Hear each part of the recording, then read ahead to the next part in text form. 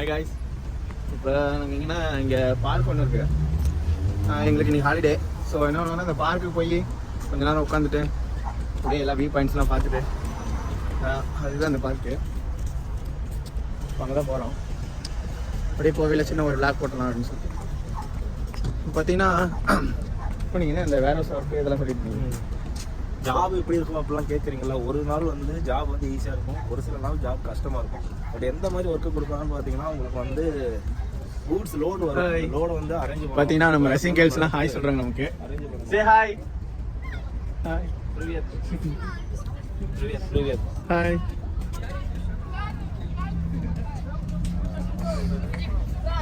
பார்த்தீங்கன்னா இவங்க rushing கேர்ள்ஸ்லாம் hi சொல்கிறாங்க.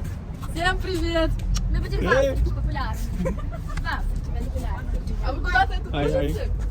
Какой у вас iPhone? iPhone. Какой? 13. English? Do you know English? Нет. No. Привочи? Переводчик? Привочи? Индийский? Ah. Я индийский не понимаю. Ah, okay. Переводчик. இப்போ பார்த்தீங்கன்னா நம்மளெல்லாம் பிடிச்சிட்டு வந்து ஓகே ஓகே ஓகே அவங்க டிரான்ஸ்லேட் ப்ரிவோச்சினா வந்து டிரான்ஸ்லேட்டர் இருக்கான்னு கேட்டேன். அவங்ககிட்ட டிரான்ஸ்லேட்டர் இருக்குன்னு சொல்கிறாங்க. One second. வலைக்கும் சலாம். காய்ஸ் அந்த பொண்ணுங்கெல்லாம் கூட பேசிட்டு இருந்தாங்களே பேசிட்டு இருக்காங்க. ஒரு சில ரெசின்ஸ் பார்த்தீங்கன்னா வச்சுக்கோங்களேன் நல்லா ஃப்ரெண்டாக பழவாங்க பேசுவாங்க. பட் இது எனக்கு சோஷியல் நடந்திருக்கு. நம்மளை எதுக்கு இவங்க மதிக்கணும் சொல்லுங்க பார்ப்போம். இவங்க வந்து இப்போ அந்த பொண்ணுங்கெல்லாம் பேசிட்டு என்ன இருந்தாங்க. கலரில் இருக்கேன் பாருங்க, இவர் என்ன கலரில் இருக்காரு. பட் மதிக்க மாட்டாங்க. ஒரு மாதிரி இதாகிடுச்சு. அதே மாதிரி இங்கிலீஷ் தெரிஞ்சாலும் இங்கிலீஷ் பேச மாட்டாங்க. நம்ம எப்படி நம்ம ஊரில் வந்துட்டு உங்களுக்கு ஹிந்தி தெரியுமான்னு கேட்டால் நம்ம சொல்லுவோம் நக்கலா இல்லை எங்களுக்குலாம் ஹிந்தி தெரியாதுன்னு. அது மாதிரி உங்களுக்கு இங்கிலீஷ் தெரியுமான்னு கேட்டோம்னா இங்கிலீஷ் தெரியாதும்பாங்க. இந்தியாவை பிடிக்குமான்னு கேட்டால் ஒரு சில பீப்புள்ஸ்லாம் வந்து நல்லா க்ளோஸாக பழகுவாங்க. கேட்டாரு அவங்க வந்து இந்தியா பிடிக்காது, எனக்கு இந்தியா பிடிக்காது, இந்தியன் பீப்புள்ஸை பிடிக்காது அப்படின்னு சொல்கிறாங்க. இருக்கு ஃப்ரெண்ட்ஷிப்பு அப்படி இப்படி. அதெல்லாம் உண்மை இல்லைங்க. இங்கே டோட்டல் ஆப்போசிட். வாயோட ரெண்டு அப்பா அப்படிங்கிற மாதிரி. ரஷ்யாவில் பார்த்தீங்கன்னா இப்போ அந்த அதில் ஒரு 6-5 பீப்புள்ஸ் இருந்தாங்க. அதில் ஒரு சில பேர் ஒரு 3 பீப்புள்ஸ் வந்து பார்த்தீங்கன்னா உங்களுக்குலாம் ஓகே நல்லா தான் பேசுகிறாங்க. ஆனால் அந்த 3 பீப்புளுக்கு நாங்கள் அங்கே நிற்கிறதே பிடிக்கல. ஒரு மாதிரி ஃபேஸ் ரியாக்ஷன்ஸ் அந்த மாதிரிலாம் கொடுக்குறாங்க. அதெல்லாம் நமக்கு நம்ம ஒர்க்குக்கு வந்துட்டுங்க எல்லாம் அதெல்லாம் பார்க்கக்கூடாது. அவ்வளோதான். இதே நம்ம ரஷ்யன்ஸ் கற்றுக்கு நம்ம பேசணும்னா நம்ம மதிப்போம். அதே மாதிரி நீங்கள் இங்கே ஒர்க்குக்கு வந்தீங்கனாலும் நீங்கள் ஒர்க் பண்ணுற இடத்துல இப்போ ஒரு 10 ரஷ்யன்ஸ் இருப்பாங்க. அதில் ஒரு 8 பேர் நல்லா இருப்பாங்க, 2 பேர் மூஞ்சி ஒரு மாதிரி காட்டுவானுங்க. நம்ம இந்தியா பீப்புள்ஸே ஒரு மாதிரி நடத்துவானுங்க. ஒர்க் ரொம்ப ஹார்டாக கொடுப்பானுங்க. அதெல்லாம் நீங்கள் இக்னோர் பண்ணிட்டு போயிட்டே இருக்கலாம். நம்ம வந்து தமிழ் பீப்புள்ஸ் கூட சேர்ந்து ஒர்க் பண்ணோம்னா பிரச்சனை கிடையாது. இதே அவங்க நீங்கள் சிங்கிளாக போனீங்கன்னா தான் அப்புறம் ரஜிகிஸ்தான் இந்த மாதிரி சொல்லிட்டா ரொம்ப நமக்கு வந்து பிரச்சனை ஆகிடும். இங்கேயும் பார்த்தீங்கன்னா ஹிந்து பீப்புள்ஸ் வந்திருக்காங்க, ஹிந்திக்காரங்க அவங்களாம் வந்திருக்காங்க. அவங்க பண்ற அட்டுலையும் நம்ம தமிழ்நாட்டுல எப்படி பண்றாங்களோ அதை விட மோசமா தான் இங்கேயும். நம்ம இதுல நம்ம வாழ விட்டுருவோம். இங்க வந்தா இங்கேயும் வாழ விட மாட்டாங்க. அதே மாதிரி தான் பண்றாங்க. ரொம்ப அட்டுலையும் பண்றாங்க. எது பண்ணாலும் மட்டும் சொல்லுவானுங்க. நம்ம பீஃப் சாப்பிட்டா என்ன, ஒர்க் சாப்பிட்டா என்ன, அது அவங்களோட பிரியம். என்ன இது சாப்பிடுற, என்ன இது பண்ற. ஒர்க் பாத்தீங்கன்னா அவங்க ஹிந்திக்காரங்களாம் வந்து ரொம்ப சீனியரா இருப்பானுங்க. அவங்க நம்மள இது பண்றது அந்த மாதிரிலாம் நடக்கும் ஒர்க் பண்ற இடத்துல. நீங்க ஆனா நாங்க நேத்து கூட பாத்தீங்கன்னா கம்பெனில ஒரு சண்டே ஆயிடுச்சு ஹிந்திக்காரங்க கூட. பேச்சுவார்த்தை கேட்கறதுக்குள்ள ஒரு மேகி பாக்கெட்டுக்கு அதுக்கு வந்து ஒரு சின்ன ப்ராப்ளம். மேகி பாக்கெட்டுக்காக அடிச்சிட்டாங்க. ஹிந்திக்காரங்க அடிச்சிட்டாங்க. நம்ம எதுவும் கேட்க முடியாது. அவங்க ஹிந்திக்காரங்க ஒரு 10-15 பேர் இருந்தாங்க. இடத்துல சண்டை போட்டீங்கன்னா 5000 ரூபாய் ஃபைன். 2 பேருக்குமே சண்டை போறவங்களுக்கு போட்டவனுக்கும் அடி அடி. அதனால நம்ம ஃபைன் போட முடியாது. ஒன்றும் இல்லை, கம்ப்ளைண்ட் பண்ணலாம். வந்து கேட்டாங்க இன்சார்ஜ்ல இருப்பேன். ஒரு சகிப்புத்தன்மைனா என்னங்கறத கத்து கொடுக்கும். இன்சார்ஜ்ல வந்து கேட்டாங்க. நான் எதுவும் சொல்ல முடியல. என்ன பண்றது, எல்லாமே நம்ம சகிச்சு தான் ஆகணும். நாங்களும் அங்கதான் இருந்தோம். ஆனா எங்களால எதுவும் பண்ண முடியல. அவங்க ஒரு 15 பீப்புள்ஸ் சீனியர்ஸ் வேற. நம்ம என்ன கேட்டோம் எதுக்காக அடிச்சா அப்படின்னு சொல்லி கேட்கலாம். அவ்வளவுதான், அதுதான் பண்ண முடியும். ஏன்னா நாங்களும் ஒர்க்கு வந்திருக்கோம், கொஞ்சம் கஷ்ட சூழ்நிலை. இங்க நம்ம வந்து சண்டை போட்டு அதெல்லாம் சண்டையெல்லாம் கோவம் எல்லாத்தையும் நம்ம வீட்லயே வச்சிடணுங்க. வச்சுட்டு தான் இங்க வரணும். ஒர்க்குக்கு வந்துட்டா நம்ம எதுவும் யோசிக்காம நம்ம பாட்டு ஒர்க் பண்ணிருக்க வேண்டியதான். பாத்தீங்கன்னா நான் ஃபர்ஸ்ட் வேர் ஹவுஸ்ல ஒர்க் பண்ணேன். அந்த ஒர்க் எப்படின்னு கேட்டீங்கன்னா நம்ம ஒரு ஃபிளிப்கார்ட் அமேசான்ல இருக்கும்ல அந்த மாதிரி இங்கே ஓசோன்னு சொல்லிட்டு ஒரு பெரிய கம்பெனி இருக்குது. அதில் வந்து பார்த்தீங்கன்னா ஒரு பார்சல்ஸ்லாம் வரும். பார்சல்லாம் நீங்கள் நினைக்கிற சின்ன சின்ன பார்சல்ஸ்லாம் வரும். அதெல்லாம் வந்து பார்த்தீங்கன்னா ரஷ்யன் பீப்புள்ஸில் வந்து இந்த கேர்ள்ஸ் எல்லாம் இருப்பாங்களா அவங்களாம் வந்து அதுக்கு போட்டுருவாங்க. பெரிய பார்சல்லாம் வரும்னு வச்சுக்கோங்களேன். ஒரு பார்சல் ஒரு 600 kg 800 kgன்னு சொல்லிட்டு வரும் கிட்டத்தட்ட. அப்புறம் ராக்லின்னு சொல்லிட்டு ஒரு வண்டி மாதிரி தருவாங்க உங்களுக்கு. நம்ம ஊரில் சொல்லணும்னா லிஃப்டர்னு சொல்லுவோம். அந்த வெயிட் லிஃப்ட் பண்ணுறாங்க தள்ளி அந்த ராக்லி வந்து எல்லாத்துக்கும் ஆள் கொண்டு கொடுத்துருவாங்க. அந்த ராக்லியை வச்சு நம்ம அந்த வெயிட் லிஃப்ட் பண்ணி 600 kg 800 kg இருக்கும். ஒரு ஆளுக்கு ஒரு ராக்லி ஒரு வண்டி கொடுத்துருவாங்க. அதை நீங்கள் அதில் லிஃப்ட் பண்ணிட்டு இங்கேருந்து எப்படி கிட்டத்தட்ட ஒரு 50 மீட்ரு 100 feet அந்த மாதிரி சொல்லிட்டு சொல்லுவாங்க. அங்கே போயிட்டு நீங்கள் அந்த லிஃப்ட் பண்ணிட்டு அவங்க ஒரு நம்பர் சொல்லுவாங்க. அந்த நம்பரில் கொண்டு போய் நீங்கள் வைக்கணும்.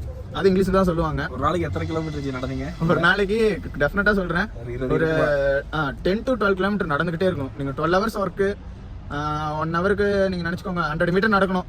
ஒரு வெயிட் லிஃப்ட் பண்ணீங்கன்னா 52 மீட்டர்னு வச்சுக்கோங்க. அப்போ நீ கணக்கு போட்டுக்கோங்க ஒரு நாளைக்கு நீங்க எத்தனை மீட்டர் நடப்பீங்கன்னு சொல்லிட்டு. நான் கம்மியோட சொல்லிருக்கலாம். 1 ஹவருக்கு நீங்க எத்தனை மீட்டர் நடப்பீங்கன்னு பாத்துக்கோங்க. 12 ஹவர்ஸ் அதுல 1 ஹவர் பிரேக் போயிடும். 1 ஹவர் அதுவும் நீங்க நான் சொன்ன ஓசன் கம்பெனில ரொம்ப ஸ்ட்ரிக்ட். 10 மினிட்ஸ் தான் வந்து பிரேக் தருவானுங்க. கரெக்டா 10 மினிட்ஸ் கூட ஒரு இன்சார்ஜ் வருவாரு. அவர் வந்து கரெக்டா 10 மினிட்ஸ் முடிஞ்சு கூட்டிட்டு போயிருவாரு. ரொம்ப கஷ்டம். ஃபுட்டு 1 டைம் தந்துருவானுங்க. நைட் வந்து திங்ஸ் வாங்கி கொடுத்துருவாங்க, நம்ம ரெடி பண்ணிக்கிற மாதிரி இருக்கும். அந்த ஒர்க்கு ரொம்ப முடியல. நாங்கள் ரொம்ப எப்படி சொல்றது, ஒர்க்கே பண்ண முடியலைங்க. கிட்டத்தட்ட ஒரு 1 மந்த்தாக இருந்தோம். லீவு கிடையாது. லீவ் வந்து வீக்லி ஒன்ஸ்னு சொல்லுவாங்க. ஆனால் ஃபர்ஸ்ட் 15 டேஸ்க்கு லீவ் கிடையாது.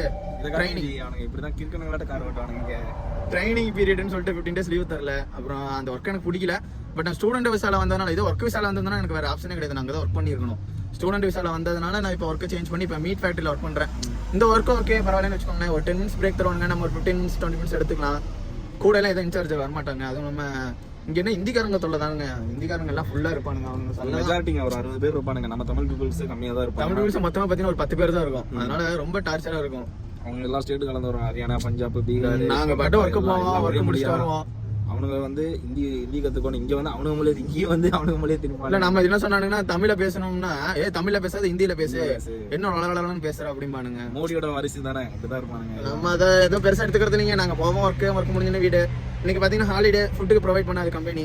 மத்தியானம் ப்ரொவைட் பண்ணாது, நம்ம தான் பாத்துக்கணும். சண்டே அதே மாதிரி பாத்தீங்கன்னா ஆஃப்டர்நூன் ஃபுட்டு ப்ரொவைட் பண்ணாது கம்பெனி. நைட்டு ஒன்று தான்.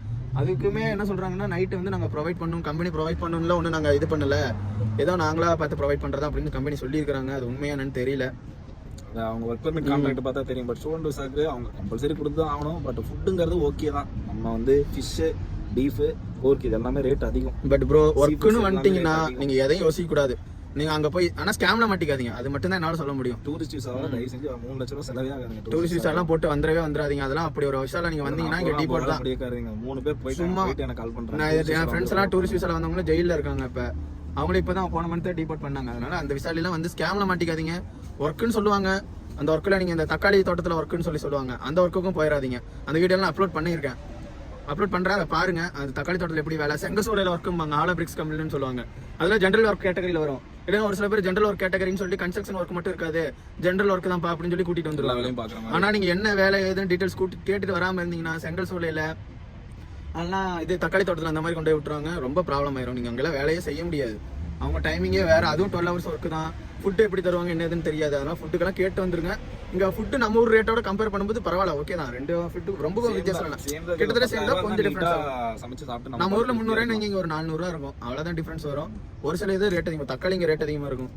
எல்லாம் நீங்க வாங்கி உருளைக்கிழங்கு எல்லாம் கம்மியா இருக்கும். அதெல்லாம் வாங்கி நீங்க குக் பண்ணி சாப்பிட்டுக்கலாம். சண்டேயும் ப்ரொவைட் பண்ண மாட்டாங்க. நீங்களே கொஞ்சம் மேனேஜ் பண்ணி இருந்துக்கணுங்க. எனி டைம் பிரெட் தான் வச்சுக்கோங்களேன். பிரெட்டை வாங்கிக்கோங்க.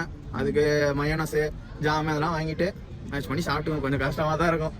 நாங்களும் ஃபர்ஸ்ட் வந்த பின்னடா பழகிரும் பிரெட்டா திங்க வேண்டியதா இருக்கு. பாத்தீங்கன்னா புதுசா வந்திருக்காரு, இவருக்கு கொஞ்சம் அப்படிதான் இருக்கும். நம்மளால பார்த்தாச்சு பிரெட் சலாமி எல்லாம் வச்சு பார்த்து 3 வருஷத்துல ஓட்டி பிரெட்டை திங்கும் போது கஷ்டமா தான் இருக்கும். என்னடா நம்ம வீடு ஊர்ல அப்படி தின்னா இப்படி இருந்தா இப்ப வந்து பிரெட் திங்கிறமே யோசிக்காதீங்க. சாப்பாடு தான் கஷ்டப்படுவீங்க. அது ஒன்றும் பிரச்சனை இல்லைங்க. ஒரு வருஷத்துக்கு ஒரு லீவ் வரும். நீங்க எதனால ஹெல்ப் பண்ணாலும் எனக்கு கான்டாக்ட் பண்ணுங்க. நான் முடிஞ்ச அளவுக்கு உங்களுக்கு சப்போர்ட் பண்றேன்.